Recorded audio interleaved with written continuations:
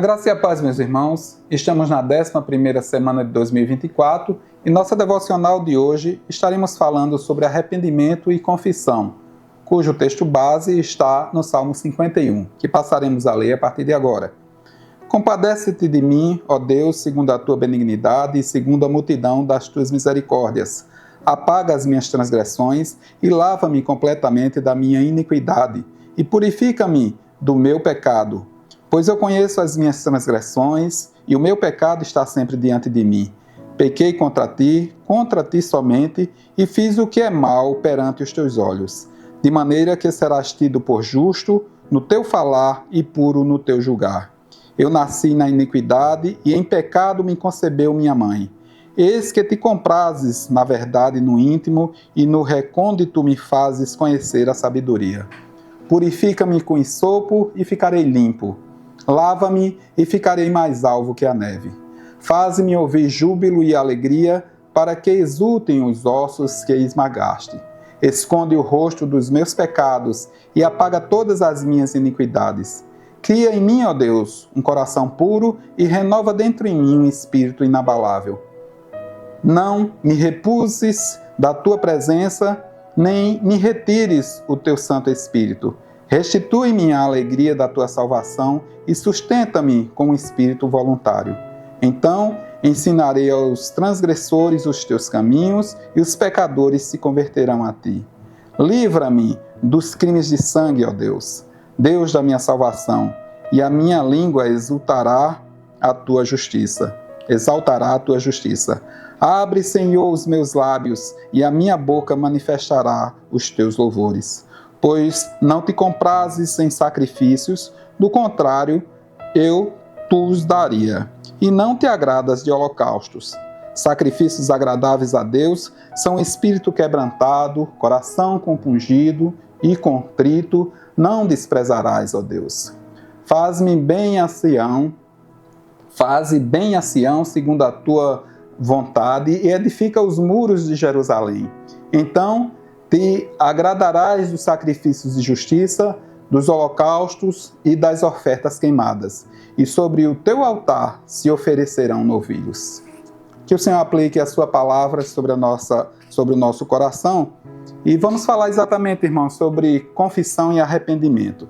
Nós vemos aí que o profeta Davi, o salmista Davi, melhor dizendo, ele escreveu esses salmos num contexto de profundo arrependimento. Ele estava muito triste diante do Senhor com o pecado que cometera, que na verdade foi um pecado triplo, né? Davi, ele desejou, ele possuiu e ele assassinou. Foi um triplo pecado, né? Ele desejou Betseba, possuiu Betseba e depois assassinou o marido de Betseba. Então ele estava diante de Deus realmente muito arrependido, com um coração sincero, suplicando para que Deus pudesse dar-lhe o perdão e trazer a alegria da salvação, para que ele pudesse verdadeiramente estar diante do Senhor como um servo leal, como aquele que gozava do arrependimento e gozava principalmente do perdão de Deus. Então ele foi diante do Senhor realmente com um coração muito sincero. A segunda coisa, ora para Deus perdoar e purificar o coração. Ele queria que Deus purificasse o coração que estava amargurado. Então ele pede a Deus, né, que o purifique. Terceiro, o arrependimento e a confissão de Davi ocorreu antes que ele se colocasse diante do Senhor. Por quê, irmãos? Se a gente for diante do Senhor sem estar com o coração realmente quebrantado, arrependido, se a gente for tentar colocar diante de Deus aquilo que são inverdades do nosso coração, jamais Deus estará atento à nossa súplica, jamais Deus estará atento à nossa oração. Então, antes de estarmos diante do Senhor, é necessário que haja realmente o arrependimento sincero e aí a gente se dirigir a Deus verdadeiramente com o coração aberto. Quarto, ele queria de volta a alegria da presença de Deus. Irmãos, o pecado, ele nos tira a alegria da presença do Senhor. Então, Davi, ele queria ter de volta essa alegria. Quantas e quantas vezes nós estamos numa situação assim, né, irmãos? o pecado nos entristece diante do Senhor. O pecado, muito mais que a nós, entristece o Espírito Santo de Deus. E quando não há essa comunhão entre a gente e o Espírito Santo de Deus, a gente realmente fica com o coração diante do Senhor, numa situação bem complicada. E é necessário que haja sinceridade para pedir a Deus um coração novo, um coração arrependido. E foi isso que Davi fez naquele momento. 5. Davi roga por novo coração e também um renovar do Espírito. Não somente ele pediu um novo coração, mas ele pedia também um renovar do Espírito. Irmãos, se o Espírito de Deus não se renovar a cada dia em nossa vida, a nossa vida espiritual ela fica realmente muito pobre. Nós precisamos ter o renovar do Espírito, a alegria da salvação. Precisamos, por meio desse renovar do Espírito, buscar fazer a vontade de Deus e levar o nosso exemplo de vida cristã para as outras pessoas. 6. Por fim, o rei Davi ora para que Deus pudesse abrir os seus lábios em louvor. Ele queria que Deus abrisse os seus lábios em louvor, porque ele sabia que o louvor liberta, irmãos. A palavra de Deus nos é clara sobre isso. O louvor liberta. O louvor também é uma forma de oração. E Deus ouve o louvor sincero, a oração sincera. Então Davi sabia que por meio do louvor ele poderia chegar diante do Senhor e poderia se alegrar novamente diante do Senhor. 7 e último, o desfecho dessa história, irmãos, a gente vê em 2 Samuel, capítulo 11. Né? Quando o profeta Natan chega a Davi, né? Dirigindo-se ao rei Davi e dá o perdão de Deus para ele. Traz o recado de perdão de Deus para o rei Davi, que era tudo que Davi queria, né? Ouvir o sim de Deus, que aceitava sim a oração de arrependimento dele. Então Deus poupou a vida de Davi e não o tragou, né? Não tirou a vida dele e deu uma nova chance. E Davi fez, né, um grande ministério diante do Senhor, porque teve o perdão de Deus, né? Então a gente vê que o profeta Natan esteve ali para levar a palavra de Deus para a vida de Davi e ali ter o sim de Deus apresentado à vida de Davi. E como certamente Davi deve ter se alegrado naquele momento. Mas, irmãos, quais são as aplicações que a gente faz de todo esse contexto para a nossa vida? O que é que a gente aprende por intermédio dessa situação do Salmo 51, vivenciada pelo salmista Davi? Primeiro, que o perdão de Deus não nos isenta das consequências do pecado. O perdão de Deus não nos isenta das consequências do pecado. Além de Davi, nós temos o exemplo de Adão e Eva, que foram nossos primeiros pais, que ao pecar, as consequências do pecado nós vivemos até hoje, todo mundo sabe. Nós temos o exemplo de Sansão também. Sansão, ele brincou com o pecado e terminou caindo.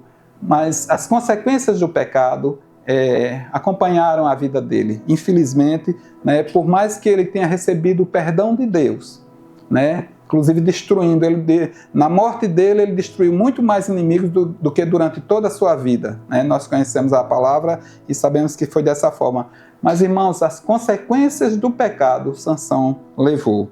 Né? E assim como Davi também, porque nós sabemos que Deus perdoou Davi, mas as consequências se estenderam para a vida dele, se estenderam para o seu reinado, se estenderam para a sua própria família, dentro da sua própria casa, como nós sabemos a história, né? De forma muito terrível ele teve que pagar, inclusive, mais sério ainda, irmãos, as pessoas que estavam em volta de Davi pagaram pelo pecado que ele cometeu.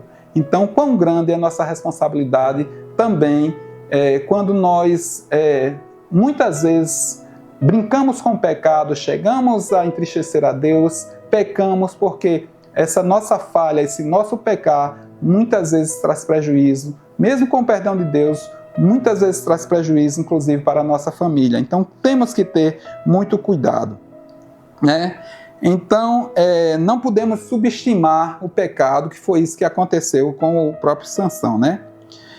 Outra coisa que nós aprendemos com esse contexto, irmãos, é que por pior que seja o pecado, Deus atende à confissão.